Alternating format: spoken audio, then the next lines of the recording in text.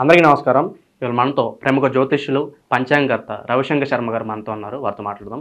గురుగారు నమస్కారం. నమస్కారం. గురుగారు, కుజస్తంభన జరగడం ద్వారా ఈ ప్రభావం అనేది కన్యా రాశి వారి మీద ఎలా ఉండబోతుంది కాస్త వివరించండి. తప్పకుండా. ఈ రాశి వారికి వచ్చేటప్పటికి కన్యా రాశి వారికి ఈ సంవత్సరంలో బెస్ట్ పీరియడ్ అనేది ఈ కుజ మాందాబ్దం కుజస్తంభన అనే పీరియడ్లోనే జరుగుతుంది. ఈ పీరియడ్లో ఈ రాశి వారికి లాభస్థానంలో కుజుడు నీచత్వం పట్టబోతున్నాడు అన్నమాట. లాభస్థానంలో కుజుడు నీచత్వం పట్టినప్పుడు ఇది యోగాన్ని ఇవ్వబోతుంది. ఇది వృత్తిరీత్యా వ్యాపార రీత్యా కూడా ఈ రాశి వారికి బాగుంటుంది. కుజుడు నీచత్వం పట్టినప్పటికీ కూడా లాభస్థానంలో స్థానబలం అనేది బాగా కలిసి వస్తున్నది. దాని తర్వాత వక్రత్వం పొందబోతున్నాడు అన్నమాట. అంటే ఎప్పుడైతే వక్రత్వం పొందుతాడో ఆడు పూర్వ రాశి యొక్క ఫలితాన్ని ఎక్కువగా ఇస్తాడు. అంటే డిసెంబర్ 7వ తారీఖున, అక్టోబర్ 19వ తారీఖున నీచత్వం పడుతున్నాడు. డిసెంబర్ 7వ తారీఖు తర్వాత వక్రత్వం పొందుతున్నాడు. జనవరి 21వ తారీఖు తర్వాత రాజస్థానంలోకి వెళ్తున్నాడు. అంటే మళ్ళీ 10th హౌస్లోకి వెళ్తున్నాడు. ఫిబ్రవరి 24వ తారీఖుకి ఈ వక్రత్వం అనేది ఆగిపోయి ఏప్రిల్ 3వ తారీఖున మళ్ళీ తిరిగి లాభస్థానంలోకి వస్తున్నాడు. అంటే ఇక్కడికి కర్కాటకంలోకి వస్తున్నాడు. దాని తర్వాత జూన్ 7వ తారీఖు తర్వాత సింహరాశిలోకి వస్తున్నాడు అన్నమాట. ఈ రాశి వారికి వచ్చేటప్పటికి ఈ టోటల్ పీరియడ్ నేను చెప్పినటువంటి 8 నెలల కాలం. ఈ 8 నెలల కాలంలో ఒక్కొక్క పీరియడ్లో ఒకలా ఉంటుంది. ఫస్ట్ చూసుకుంటే మనకు అక్టోబర్ నుంచి టోటల్గా వచ్చేటప్పటికి తిరిగి అంటే ఫిబ్రవరి 24వ తారీఖు వరకు బాగుంటుంది. అంటే అక్టోబర్, నవంబర్, డిసెంబర్, జనవరి, ఫిబ్రవరి వరకు అంటే 6 నెలల కాలం బాగుంటుంది. 6 నెలల కాలంలో వృత్తిరీత్యా వ్యాపార రీత్యా బాగుంటుంది. ప్రొఫెషనల్ గెయిన్ ఎదగలుగుతారు. జాబ్ పరంగా చేంజెస్, ప్రమోషన్స్ కానీ, ఇంక్రిమెంట్స్ కానీ, స్థానచలనం కానీ, జాబ్ పరంగా స్థానచలనం కానీ జరగటం కానీ జరుగుతుంది. ఈ పీరియడ్లో వచ్చేటప్పటికి ఎప్పుడైతే డిసెంబర్ 7వ తారీఖు తర్వాత వక్రత్వం పొందుతున్నాడు, ఎందుకంటే లాభస్థానంలో వక్రత్వం పొందుతున్నాడు కాబట్టి, లాభస్థానంలో నీచత్వం పడుతున్నాడు కాబట్టి ఈ యొక్క ఫలితం అనేది ఉంది. అదే రాజస్థానంలో 10th హౌస్లో కుజుడు 10th హౌస్లో 9th హౌస్లో యోగించాడు. అంటే రాజస్థానంలో కానీ భాగ్యస్థానంలో కానీ అనుకూలమైనటువంటి ఫలితాలు ఇవ్వడు. మళ్ళీ ఎప్పుడైతే ఫిబ్రవరి 24వ తారీఖు తర్వాత ఏప్రిల్ 3వ తారీఖు వరకు వీరికి బాగుండదు. ఉద్యోగపరంగా కానీ చేస్తున్నటువంటి పనులు ఇష్టం లేకపోవటం, ఏదో నార్మల్గా ఉద్యోగం చేయటం, వెళ్ళామంటే వెళ్ళాము, వచ్చామంటే వచ్చాము అన్నట్లుగా ఉండటం అనేది జరుగుతుంది. సో ఈ రాశి వారికి అనుకూలంగా ఉంటుంది. వృత్తిరీత్యా బాగుంటుంది. జాబ్ పరంగా రియల్ ఎస్టేట్ సంబంధితమైనటువంటి వ్యాపారస్తులకి, బిల్డర్స్కి, దాని తర్వాత కాంట్రాక్టర్స్కి, సివిల్ కాంట్రాక్టర్స్కి అనుకూలమైనటువంటి ఫలితాలుగా చెప్పవచ్చు. పెట్రోకెమికల్ ఇండస్ట్రీస్, క్రూడ్ ఆయిల్స్లో, ఎక్స్ట్రాక్ట్స్లో పనిచేసేటువంటి వారికి వీరందరికీ చాలా బాగుంటుంది. పోలీస్ రంగంలో, రక్షణ రంగంలో పనిచేస్తున్నటువంటి వారికి, పొలిటీషియన్స్కి వీరందరికీ బాగుంటుంది. వీరందరికీ చాలా బెస్ట్ పీరియడ్ కన్యారాశి వారికి. అది కూడా అక్టోబర్ నుంచి దాదాపు ఫిబ్రవరి 24వ తారీఖు వరకు బాగుంటుంది. ఫిబ్రవరి 24వ తారీఖు తర్వాత అంత అనుకూలంగా ఉంటుంది. ఎందుకంటే ఫిబ్రవరిలో కూడా జనవరి టు ఫిబ్రవరి వచ్చేటప్పటికి అంత అంటే మిథునంలోకి ఎప్పుడైతే జనవరి 21వ తారీఖు తర్వాత మిథునంలోకి ఎప్పుడైతే ఈ యొక్క కుజుడు ప్రయాణం చేస్తాడో అప్పటి నుంచి కొంచెం డల్గానే ఉంటుంది. ఏప్రిల్ వరకు కూడా అంటే జనవరి 21 నుంచి ఏప్రిల్ 3వ తారీఖు వరకు బాగోదు.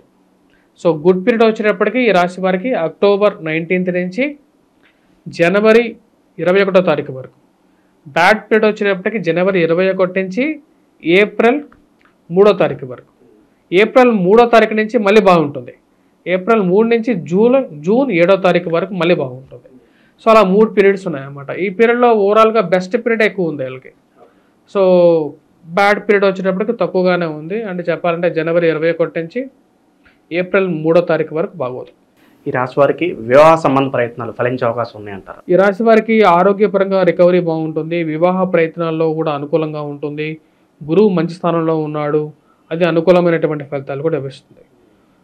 కానీ ఈ రాశి వారికి మధ్యలో ఎప్పుడైతే పీరియడ్స్ అని చెప్పినప్పుడు కొంత ఇబ్బందులు, ఫైనాన్షియల్గా ఇబ్బంది అనేది ఉంటుంది. ఉద్యోగపరంగా అంత అనుకూలంగా లేకపోవటం, పైన ఉన్నటువంటి ఎవరైతే బాస్ ఉంటారు కదా ఆ బాస్ ప్రకారంగా వీరి మీద ప్రెజర్ ఎక్కువగా ఉండటం, పని ఒత్తిడి ఎక్కువగా ఉండటం, టైం పీరియడ్స్లో వీరు చేయట్లేదని చెప్పి కొన్ని ఇబ్బందులకు గురవ్వటం అనేది జరుగుతుంది. ఈ సంవత్సరంలో ఓవరాల్గా గురువు యొక్క స్థానం బాగా కలిసి రావటం, కుజమాందాబ్దం, కుజుడి యొక్క స్థితిగతి అనేది కూడా రాబోతున్నటువంటి కుజస్తంభన అనేది వీరికి యోగించటం అనేది ఓవరాల్గా వీరికి బాగానే ఉంది. ఈ రాశి వారికి అలాగే భూ వ్యవహారాలు, కోర్టు కేసులు సాల్వ్ అయ్యే పరిస్థితులు ఏమైనా కనిపిస్తున్నాయా ఈ రాశి వారికి? కోర్టు వ్యవహారాల విషయాల్లో వీరికి పైచేయిగానే ఉంటుంది. అది కూడా నేను చెప్పినటువంటి రాబోతున్నటువంటి అక్టోబర్ 19 నుంచి బాగుంటుంది. అక్టోబర్ 19 నుంచి కోర్టు, భూ సంబంధితమైనటువంటి లావాదేవీలు, ఉద్యోగాల్లో ప్రమోషన్స్ గురించి, ఇంక్రిమెంట్స్ గురించి చేస్తున్నటువంటి వారు, సివిల్ కాంట్రాక్టర్స్ కానీ కాంట్రాక్ట్స్ డబ్బు ఏదైతే లాక్ అయిపోయిందో ఆ డబ్బు కొంచెం రిలీజ్ అవ్వటం, గురువు యొక్క కృప కూడా కలిగి ఉండటం వల్ల కొంచెం స్వస్థత అనేది ఉంటుంది. కొన్ని చికాకులు ఉంటాయి రాశి వారికి. మెయిన్గా వచ్చేటప్పటికి రాశి వారికి సప్తమంలో ఉన్నటువంటి రాహు కొంచెం ప్రతిబంధకం అన్నమాట. వైవాహిక జీవితంలో కొన్ని ఇబ్బందులు అనేవి ఉంటాయి.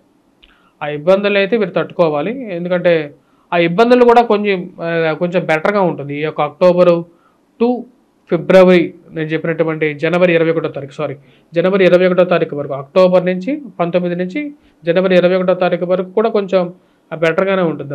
మ్యారిటల్ లైఫ్లో కూడా కొంచెం ఎక్స్పెక్ట్ చేయొచ్చు మనం. గృహము లేదా వాహనం కొనుక్కునే యోచన ఏమైనా ఉందంటారా? ఈ సంవత్సరం ఈ రాశి వారికి గృహయోగం అనేది ఆల్రెడీ ఉంది. ఎందుకంటే మనం చెప్పినటువంటి సంవత్సర ఫలంలో కూడా చెప్పడం జరిగింది. ఎందుకంటే గురువు మంచి స్థానంలో ఉన్నాడు, భాగ్యస్థానంలో గురు సంచారం అనేది యోగిస్తుంది. స్త్రీలకి సంతాన యోగం అనేది ఉంటుంది గురువు మంచి స్థానంలో ఉన్నప్పుడు. ఆభరణాలు కొనటం కానీ, బంగారం కొనుగోలు కానీ ఇవన్నీ యోగిస్తాయి. మరి వాటితో పాటు ఈ రాశి వారికి సంతాన యోగంతో పాటు సుమంగళి యోగం అనేది కూడా ఉంటుంది. ఎక్కువ కాలం ఉండగలిగినటువంటి స్థానం అన్నమాట. స్త్రీలకి భాగ్యం అన్నమాట అవన్నీ. ఈ రాశి వారు ఎటువంటి పరిహారాలు చేసుకుంటే వీళ్ళకి మంచి ఫలితాలు పొందుతారంటారు? ఈ రాశి వారు మనం గమనించినట్లయితే ఈ రాశి వారికి విద్యార్థులకి ముఖ్యంగా చెప్పాలంటే గురువు యొక్క బలం అనేది బాగా ఉంది.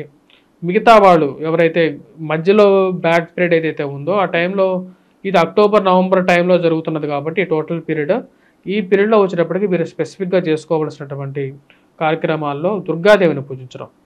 దుర్గాదేవిని కూడా వచ్చేటప్పటికి ఒక మట్టి ప్రతిమను కొని, అంటే మట్టితో చేసినటువంటి ప్రతిమను కొని 9 రోజుల పాటు నవరాత్రులు చేసుకున్న తర్వాత అమ్మవారిని విసర్జన చేసుకోవాలి. మట్టి ఎందుకంటే ఈ యొక్క కుజుడి యొక్క మూల పదార్థమే వచ్చేటప్పటికి భూమి అన్నమాట. ఈ యొక్క భూమితో చేసినటువంటి పూజ అంటే కుజుడినే పూజిస్తున్నట్టు అన్నమాట. కాకపోతే రూపం వచ్చేటప్పటికి అమ్మవారి యొక్క రూపం, ఎర్రటి పూలతో పూజించాలి. దాని తర్వాత సుబ్రహ్మణ్యేశ్వర స్వామి ఆరాధన, స్పెసిఫిక్గా బాలైన పీరియడ్స్ ఏవైతే ఉన్నాయో నేను చెప్పినటువంటి జనవరి 21 నుంచి ఏప్రిల్ పీరియడ్ వరకు ఆ టైంలో స్పెసిఫిక్గా పూజించినట్లయితే కొంచెం మిస్ప్యాచ్ అవ్వకుండా, ఎక్కడ ప్రాబ్లం క్రియేట్ అవ్వకుండా కూడా లైఫ్ అనేది వెళ్ళిపోతుంది. కుజస్తంభన జరగడం ద్వారా కన్యా రాశి వారికి ఎలాంటి ఫలితాలు ఉంటాయి, అలాగే వీరు చేసుకోవాల్సిన పరిహారాలు తెలియజేసినందుకు ధన్యవాదాలు గురుగారు. స్వస్తి.